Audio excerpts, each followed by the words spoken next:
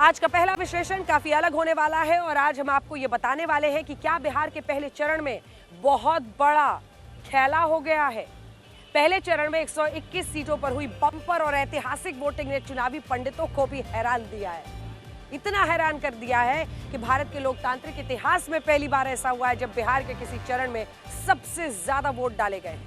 पहले चरण में इन 121 सीटों पर 64.69% मतदान हुआ है, जो पिछले चुनाव से 8.89 यानी लगभग 9% की ज्यादा वोटिंग हुई है।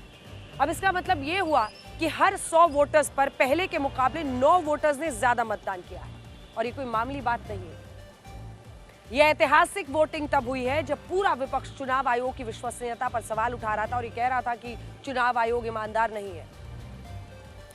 यानी इस बार राजनीतिक पार्टियों की तो अग्नि परीक्षा थी, साथ ही चुनाव आयोग को भी एक बड़ा टेस्ट पास करना था और ऐसा लगता है कि पहले चरण में चुनाव आयोग ने इस अग्नि परीक्षा को जीत लिया और बिहार के लोगों ने भी बता दिया कि उन्हें चुनाव आयोग पर पूरा का पूरा भरोसा है। बिहार एक ऐसा राज्य है जहां बच्चा भी राजनीति को समझता है। ज्यादातर लोगों को पता होता है कि चुनाव में क्या चल रहा है और कौन सी पार्टी किस मुद्दे पर अपना चुनाव लड़ रही है। अगर अगले चरण अगर आप देखिए, अभी तो पहला चरण हुआ है, पहले चरण में ही लगभग 65% लोग अपने घरों से निकलकर मतदान केंद्रों पर पहुंचे हैं, तो इसका मतलब यही है कि इस बार लोग अपना मन बनाकर अपने घरों से बाहर निकले हैं। और ये इतनी भीड़ जो आप देख रहे हैं सिर्फ ऐसे ही मतदान केंद्रों पर इकट्ठा नहीं हुई है। राजनीतिक पार्टियां भले इस मतदान का अपने अपने तरीके से विश्लेषण करें, अपनी अपनी जीत बताएं, लेकिन हमें लगता है कि अगर बिहार की आम जनता इतनी बड़ी संख्या में मतदान केंद्रों पर पहुंची है और महिलाओं ने लंबी लंबी कतारों में खड़े होकर अपना वोट डाला है, नाश्ता करने से पहले वोट डालने पहुंची है, लंबी कतारों में इंतजार कर रही है, तो इस बार सिर्फ मतदान ऐतिहासिक नहीं रहा है बल्कि जनता ने मन बनाया है कि वो नेता जी किसे बनाना चाहते हैं, वो जो भी नतीजा है उसे कैसा ऐतिहासिक बनाने वाले। यकीन नहीं होगा आपको कि इस बार पहले चरण में 2,42,00,000 लोगों ने अपना वोट डाला है। 2,42,00,000 और पिछली बार के मुकाबले इस बार 36 लाख वोट ज्यादा डाले गए।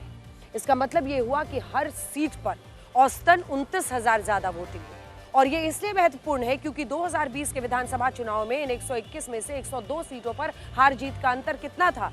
29,000 वोटों से कम था। इस बम्पर वोटिंग के बाद बहुत सारे लोग ये भी कह रहे हैं कि ज्यादा मतदान सत्ता परिवर्तन का संकेत हो सकता है, लेकिन यहाँ पर इसको बिल्कुल एक तरफ का यानी एंटी इनकम्बेंसी कह देना भी सही नहीं लग रहा है, क्योंकि कई सारे अन्य मानक हैं जो कुछ और संकेत दे रहे हैं।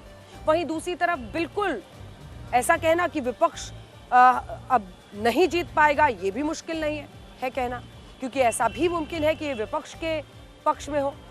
हम आपको पिछले चुनाव का भी एक वोटिंग पैटर्न बताना चाहते हैं। साल 2000 से पहले जब बिहार का विभाजन नहीं हुआ था और झारखंड बिहार का हिस्सा था, तब 3 बार ऐसा हुआ जब 5% से ज्यादा वोटिंग होने पर बिहार में सरकार ही बदल गई। पहली बार 1967 जब 7% ज्यादा मतदान हुआ, दूसरी बार 1980 जब लगभग 7% 6.8% मतदान हुआ और तीसरी बार 1990 में जब 5.8% ज्यादा मतदान हुआ।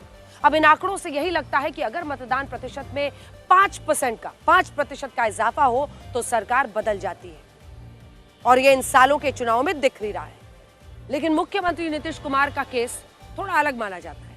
नीतीश कुमार के केस में मतदान प्रतिशत 5% से ज्यादा बढ़ता है, तब भी वही सरकार में चुनकर आते हैं। अब ये देखिए, ये आंकड़े आपको कंफ्यूज करेंगे। साल 2010 जब लगभग सोचिए 7% 6.8% मतदान हुआ, तब इजाफा हुआ, तब जेडीयू और बीजेपी की सरकार बनी, मुख्यमंत्री नीतीश कुमार बने, जबकि इतना इजाफा हुआ था, इंक्रीज हुआ था वोटर्स में। उन चुनावों में जेडीयू ने अपने इतिहास की सबसे ज्यादा 115 सीटें जीती थी और इसके बाद साल 2015 में आइए, तब भी इंक्रीज हुआ था, 4% मतदान बढ़ा था, तब भी नीतीश कुमार ही मुख्यमंत्री बने।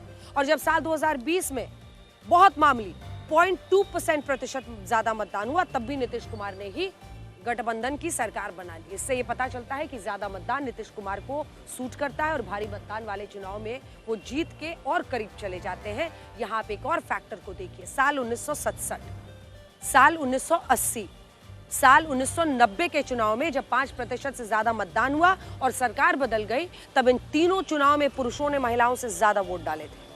लेकिन साल 2010, 2015, 2020 में जब ज्यादा वोटिंग के बाद भी नीतीश कुमार ही मुख्यमंत्री बने, तब इन तीनों चुनावों से महिलाओं का वोटिंग प्रतिशत पुरुषों से ज्यादा रहा। और ऐसा अनुमान है कि इस बार तो महिलाओं का मतदान प्रतिशत पिछले सारे रिकॉर्ड्स को तोड़ सकता है। आप इस वीडियो को देखिए, जिसमें हमारे अलग अलग संवाददाताओं ने अलग अलग मतदान केंद्रों पर महिला वोटर से बात की और ज्यादातर महिलाओं का यह कहना था कि उन्होंने विकास और सुरक्षा के नाम पर वोट डाला है। सुरक्षा, अब विकास और सुरक्षा किस गठबंधन के लिए महिला कह रही हैं, इसका अनुमान तो आप खुद ही लगा सकते हैं। लेकिन आपको बता दें कि अगर इस बार चुनाव भी हुआ है, जितने इलाकों में हम घूमे हैं, लोग या तो कहते हैं सुरक्षा के लिए हम वोट कर रहे हैं या फिर बदलाव के लिए। इसी से आप समझ जाते हैं कि कौन किधर जाने वाला है। और बड़ी बात यह है कि लगभग हर बूथ पर महिलाओं की लंबी लंबी कतारें नजर आई और ज्यादातर महिलाओं ने यह कहा कि उन्होंने विकास के नाम पर वोट डाला है। किस तरह का मुद्दा आप लोग सोच के आए हैं यहाँ पर? विकास चाहिए, हम लोग को रोजगार चाहिए और क्या। विकास के नाम पे मतदान दे रहे हैं और लड़कियों लोग के लिए भी अच्छा हो, यहाँ के लिए सुरक्षित हो। मेरा तो प्रायोरिटी तो फर्स्ट वही है कि हेल्थ में जो भी विकास हो या और कोई फैसिलिटी कोई तरह की। जी, हम भी विकास ही के मुद्दे पे हैं। महिला का अच्छा सा विकास होना चाहिए। बिहार के लिए सबसे बड़ा यूथ के लिए क्या है, अभी अनएम्प्लॉयमेंट है, गर्ल्स के लिए सेफ्टी है। आपके लिए क्या मुद्दा? मेरे लिए यही मुद्दा है, रोजगार और महिला सुरक्षा। पढ़ाई, एजुकेशन ज्यादा जरूरी इम्पोर्टेंट है यहाँ पे। विकास का, बेरोजगारी पे, गरीबी पे। सड़क बन जाए, हाँ, जो नहीं विकास हुआ है उसको विकास करें। जिधर विकास है उधर महिलाओं को वोट, विकास की तरफ। मैं विकास के मुद्दे पर वोट दी हूँ और आगे अच्छा हो, इन फ्यूचर भी अच्छा, प्लानिंग भी अच्छा हो।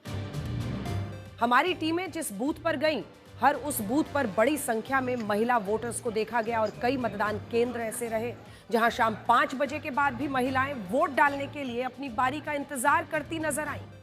बड़ी संख्या पे आपको पोलिंग स्टेशन में इस वक्त महिला वोटर्स दिखाई देंगे। इस तरफ आप देखिए, ये दूसरे पोलिंग बूथ की तरफ जो कतार जा रही है, इसमें भी महिलाओं की संख्या बड़ी आपको दिखाई देगी। ऐसा माना जा रहा है कि मुस्लिम महिलाओं ने भी इस बार बढ़ चढ़कर मतदान में हिस्सा लिया है।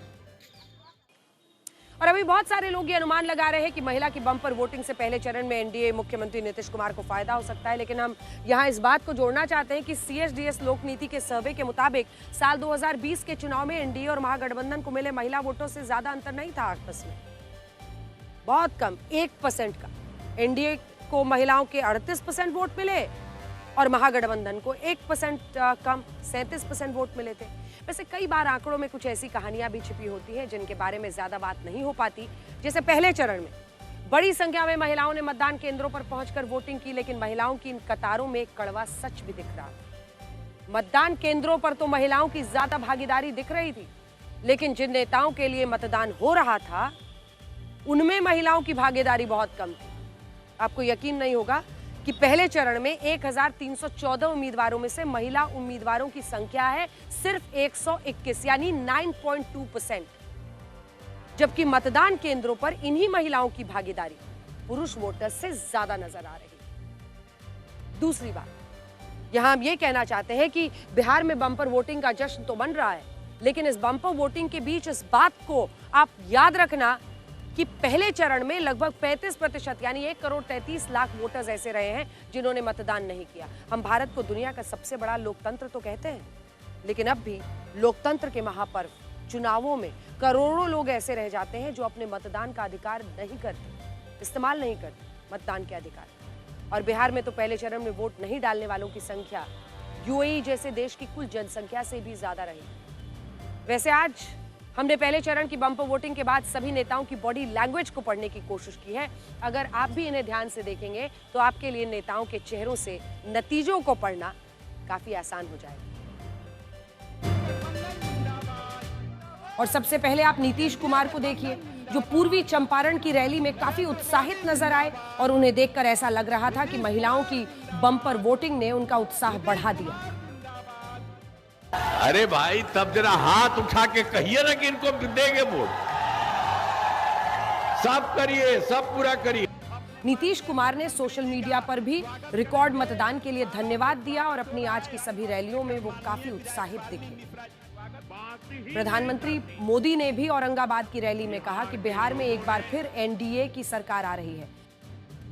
पहले चरण के मतदान से ये तय है, फिर एक बार एनडीए सरकार, फिर एक बार,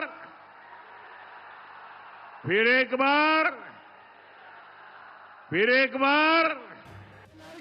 दूसरी तरफ आरजेडी की तरफ से तेजस्वी यादव भी आत्मविश्वास से भरे नजर आए और उन्होंने भी बम्पर वोटिंग में महागठबंधन की जीत का दावा किया।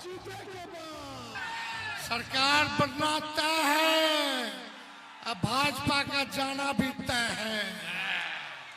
आइए मिलकर बिहार बनाते हैं। राहुल गांधी ने भी बांका में रैली की, लेकिन उनका जोर इस बात का ज्यादा था कि बाकी राज्यों की तरह बीजेपी बिहार में भी वोट चोरी कर सकती है। ये पूरा प्लान है और ये प्लान हर स्टेट में बीजेपी लागू करती है। बम्पर वोटिंग और खासतौर पर महिलाओं के ज्यादा मतदान को लेकर जितना उत्साह एनडीए में दिखा, उससे अलग महागठबंधन की तरफ से वोट चोरी को बड़ा मुद्दा बनाया गया।